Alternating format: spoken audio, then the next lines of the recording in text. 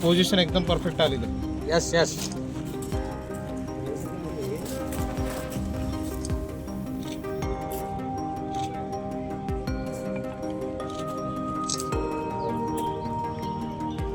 गडबड करू नका उद्यासाठी.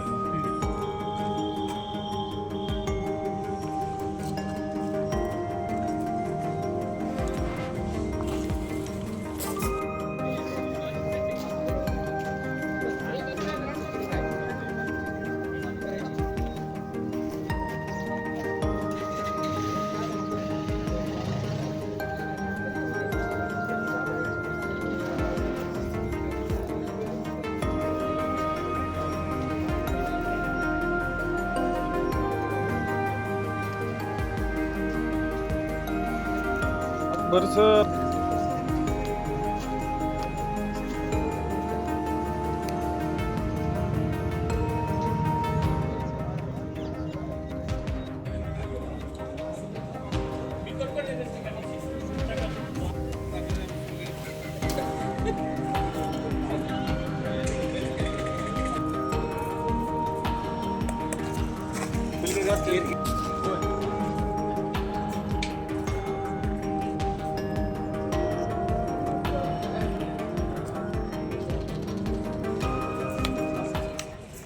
BNS 332 नुसार वाहन चोरीच्या गुन्हे एक दाखल केलं होतं.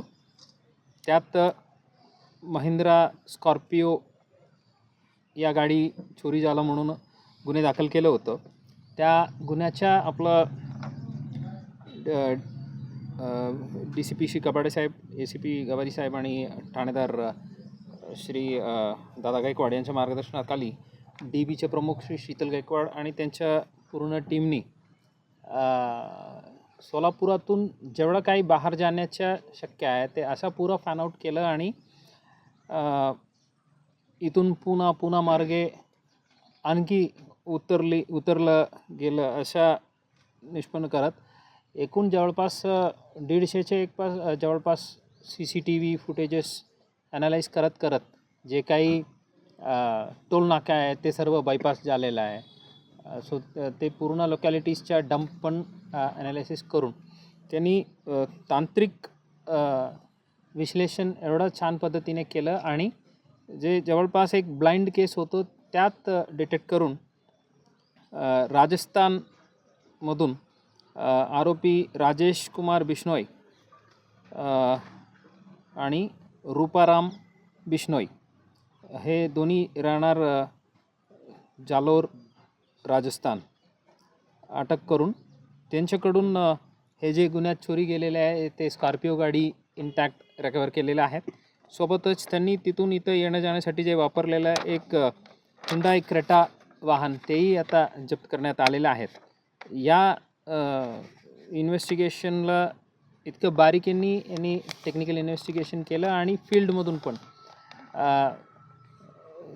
हे आरोपींनी खूप वेळ नंबर प्लेट बदललं, ते फास्टॅगचं असो ते बदललं, अशा त्यांनी जे काही पोलिसांना दिशाभूल करण्यासाठी करावं लागेल ते पूर्ण प्रयत्न केला. तरीही आपलं विजापूर नाकाचे DB टीमनी त्यांच्यापेक्षा 10 पाऊल पुढे प्रवास केला आणि पूर्ण क्राईम जे आहे ते उघडकीस आणलेलं आहे.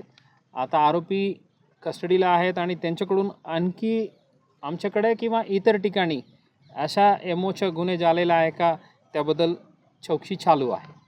सो हे पूर्ण टीमला मी अभिनंदन करतो आणि पुढील तपासात आणखी यांनी जे काही गुन्हे केलेले आहेत तेही निष्पन्न करून संबंधित युनिटला सोपवावे अशा सूचना देतो. किती दिवस लागले घटनेनंतर ही गाडी सापडायला? जवळपास 20 दिवस. आता आरोपी झिरो इन झाला आणि त्यानंतर त्यांच्यापर्यंत फिजिकली पोहोचवायला वेळ झाला आणि आपल्या टीमनी एखादी लिंक मिळाला त्यामधून पॉईंट बीला पोहोचल्यानंतर तिकडे एक डुप्लिकेट डॉक्युमेंट त्याच्या ओरिजिनल करायची, मग तिथून पॉईंट सी असा करत जे करा आरोपी आहे त्यांच्यापर्यंत पोहोचलं.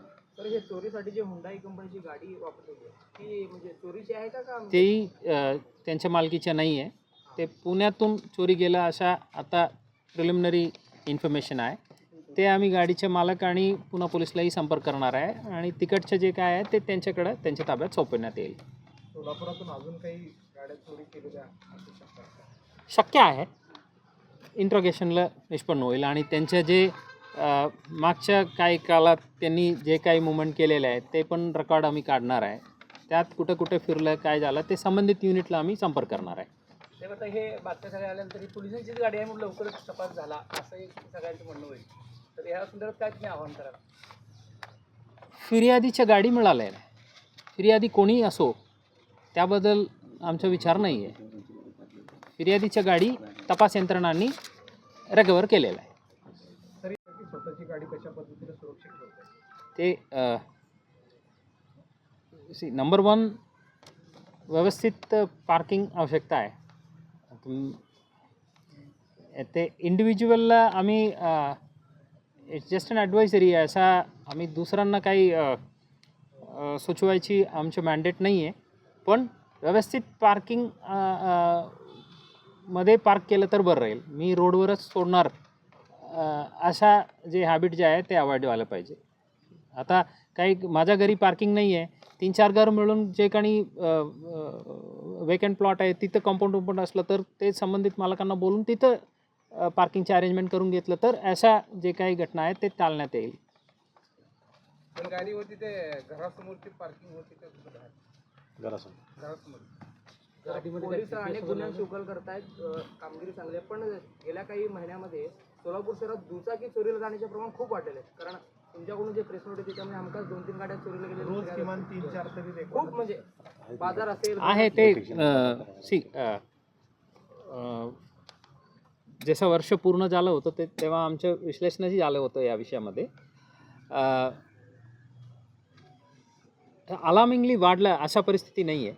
पण चोरी होत आहे ते आम्ही नाकारणार नाही. Things are under cut.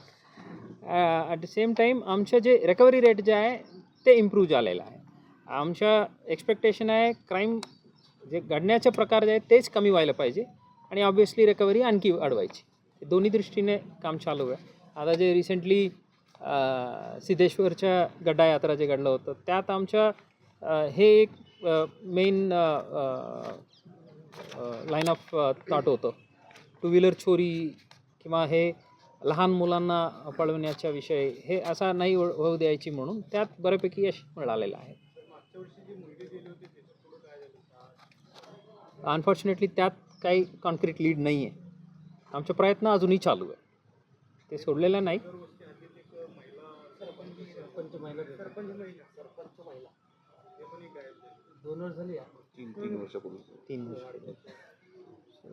त्याबद्दल अपडेट घेतो. पण हे जे मुली जे आहे मागच्या वर्षीच्या त्यात आमचं नक्की काम चालू आहे अजूनही. बट अनफॉर्च्युनेटली काही कॉन्क्रीट लीड नाही आहे.